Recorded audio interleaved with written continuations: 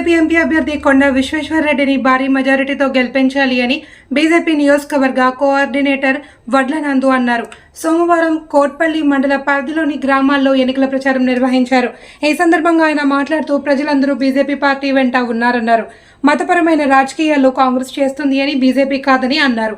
BJP దేశ ప్రజల సంరక్షణ కోసం పనిచేస్తుందన్నారు.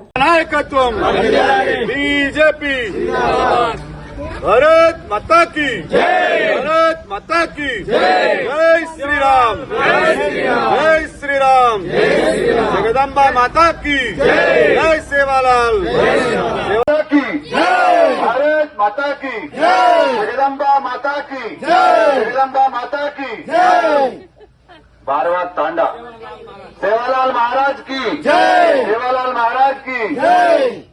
9 తారీఖు చూడు 4,000 పింఛన్లు తీసుకోమన్నాడు. అది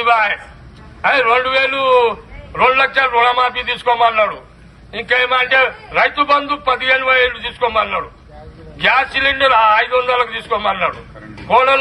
కోడల పిల్లలకు 2,000 తీసుకోమన్నాడు.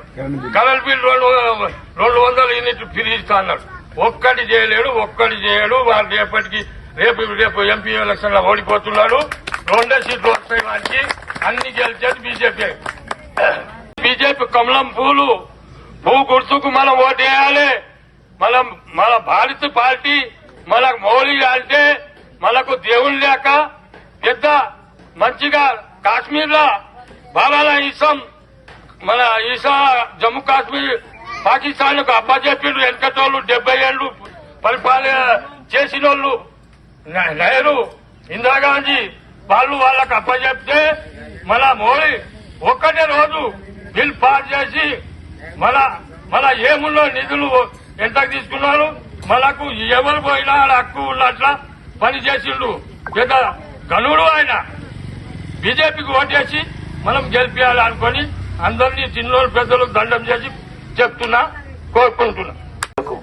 ఈరోజు గ్రామాలకు వచ్చి మాట్లాడే పరిస్థితి లేకుండా అయిపోయింది. ఏ గ్రామానికైనా వచ్చిరా కాంగ్రెస్ నాయకులు వచ్చి బాగా ఓటేయండి అని. కానీ గ్రామాల్లో తిరగలేని పరిస్థితి వచ్చింది. గ్రామాల్లో ప్రజలు తిరగబడుతున్నారు. మీరు ఇచ్చిన 6 గ్యారెంటీలు మా ఇంట్లో ఉన్నటువంటి 18 సంవత్సరాలు నిండిన ప్రతి మహిళ కోడలమ్మలు గాని, ఇంకా 18 యువతులు గాని, వృద్ధులకు ఈ రోజు నువ్వు ఇచ్చే పెన్షన్ 2,500 ఏమైందని అడుగుతున్నారు. ఈ రోజు అంటే సీజన్లు వచ్చినట్టు వస్తున్నారు. అంటే వానకాలం వస్తే మన పంటల సీజన్ ఎట్లా వస్తుందో రాజకీయాలు ఎలక్షన్లు వచ్చిన మధ్య రాజకీయ నాయకులు రావడం చాలా దుర్మార్గమైంది. మన కోసం కష్టపడి మన చుట్టూ తిరిగే నాయకులకు, మన బాగోగులు తెలుసుకునే నాయకులకు ఓట్లు వేయండి. ఖచ్చితంగా విశ్వేశ్వరరెడ్డి గారు చాలా మంచి వ్యక్తి. ఆయన చాలా మచ్చలేని మనిషి.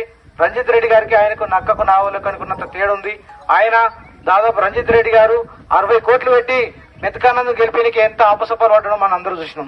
మెతకానంద్ అహంకారం, కనీసం పిలిస్తే పలకరిని ఎన్నో అవమానాలు భరించిండు. మనం ఇక్కడ ఉన్నటువంటి దేవజనాయక్ గారికి బాగా తెలుసు. ఎన్నో అవమానాలు భరించిండు.